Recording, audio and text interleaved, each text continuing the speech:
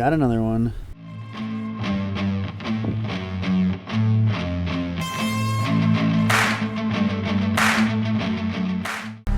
Good morning. Welcome back to Ohrmundt Simmentals. This is Chris.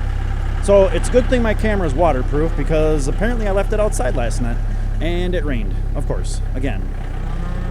So it's Saturday morning and we are getting things going. I got a little house project inside and we are really set up now so Dad can start just hauling the rest of our road base and filling in around the feeders and starting to fill in some of our holes. So that's what he's gonna work on, and you might watch some of that while I go inside and I gotta put some ceiling tiles up. So let's get her going.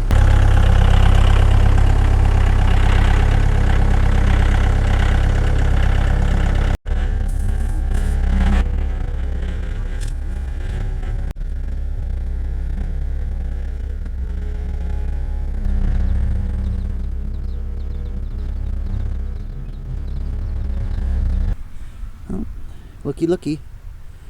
Look what I found. Got another one. We got road base around the old feeder, and I'm not really too worried about the fact that it's up on the skirt a little bit, because the calves will get in here and they'll get their paws right up in there and they'll dig that down, pack it down real nice.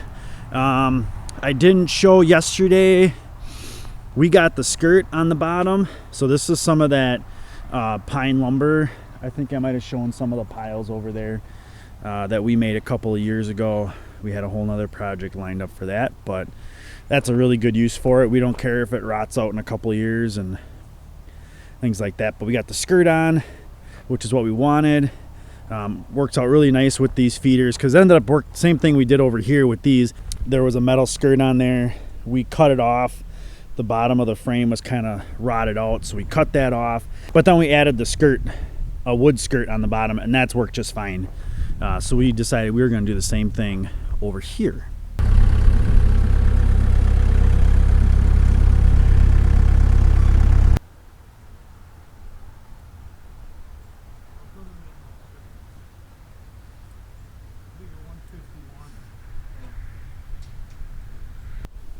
All right, so real quick wrap up on the day. So we were able to finally get at least our panels hung in place. They're just secured on the top with a clip. We ended up with we got 3 panels and we only ended up with this little chunk of waste. So it turned out really, really well. And yeah, both me and Dad both keep saying that this area just really doesn't look very big, but when you factor in that you've got that big feeder in here, and really we're just taking the space of what was the old tractor shed, so we knew it wasn't going to be real huge. I've got a Halloween party to go get ready for. We're doing that tonight, something a little fun, and tomorrow we're going to be right back at her. All right, Dad and I just had our little morning, what are we going to do today? So I'm going to start putting these little clips on. We have enough to kind of get the panels set up, at least strong enough for bringing calves in the yard. So then the other thing we're going to do today is that little red gate needs to get mounted on, because that opening would be a little bit inviting for calves. And then, we want to get we were talking about getting this rock and stuff cleaned up because we want to get into the other feeder, get that cleaned out. So that's what we're going to do, at least try and get done this morning, and we'll go from there.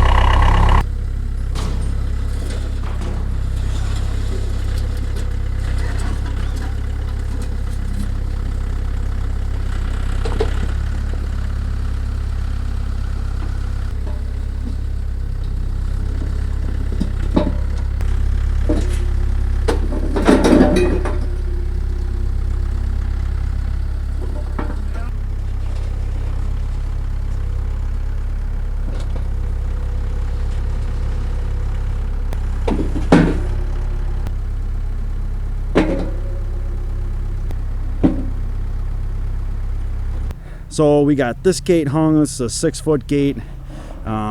This is like the Fleet Farm made by Prefert bull gate. They're pretty decent gates. I mean, are they the greatest in the world? No, but they're definitely decent gates. And then, like you're seeing, we got the clips up. I did kind of think about this could be a potential loadout spot for us, but we did put these posts closer together than we normally would. Normally we would do like 8-foot spacings. These are only like 6.5-foot spacings, just the way they turned out. Getting some stuff cleaned up. Dad's getting those rocks cleaned up. But yeah, it's finally making some decent progress. We almost think like we could put animals in here. It's almost like it was meant to do that.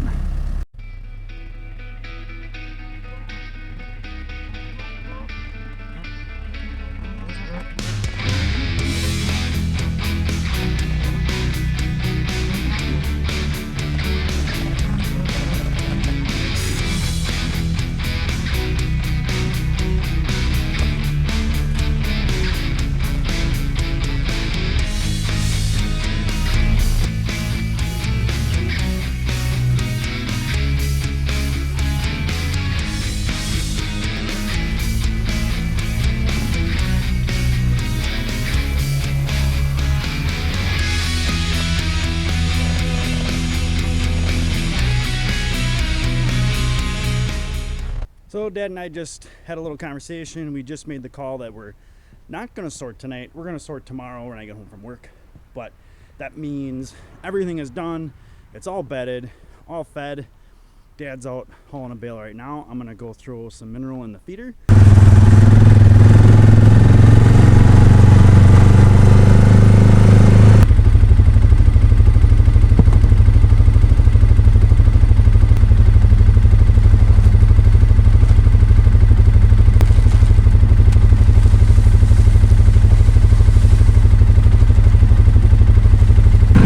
Dad's gonna feed hay, and I got the 4-wheeler.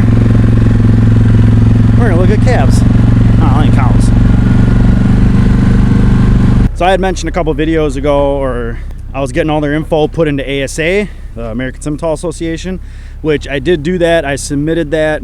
Typically, what I do is I'll put that in, and I know who we're gonna keep as replacements and things like that. And we do a program that ASA has, which is called total herd enrollment.